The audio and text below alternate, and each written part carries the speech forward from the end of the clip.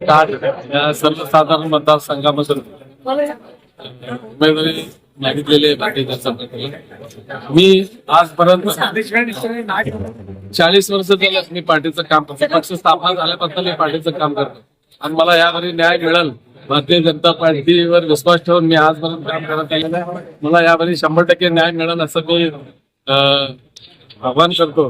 आणि भारतीय जनता पार्टीला मी सांगू इच्छितो, माझ्यासारख्या जर निष्ठावंत कार्यकर्त्यावर जर तुम्ही जर यावरी जर तिकीट न देण्याचा प्रयत्न केला तर माझ्या स्वतःच्या जीवाचं काय बरं वाईट झालं तर त्याला पार्टी जबाबदार आहे, हे मी स्पष्ट सांगू इच्छितो. कारण का एवढे वर्ष काम करून मी नगरसेवक नसताना सुद्धा एक कार्यकर्ता म्हणून आज मी केंद्राच्या योजना, राज्य सरकारच्या योजना सगळे मी घराघरात पोहोचलेला आहे.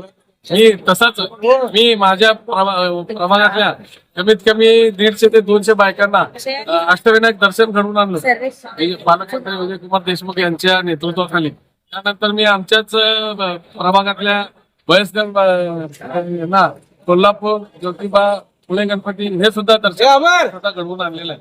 पण मी स्वतः त्यांच्याबरोबर गेलेलं आहे. त्यामुळं एवढं सगळं जर काम करून जर आम्हाला न्याय मिळत नसेल तर आम्हाला स्वतःला काय तर करून घेण्याशिवाय पर्याय नाही.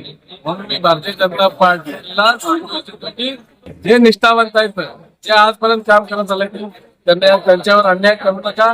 त्यांना 100% न्याय द्यायचा प्रयत्न करा.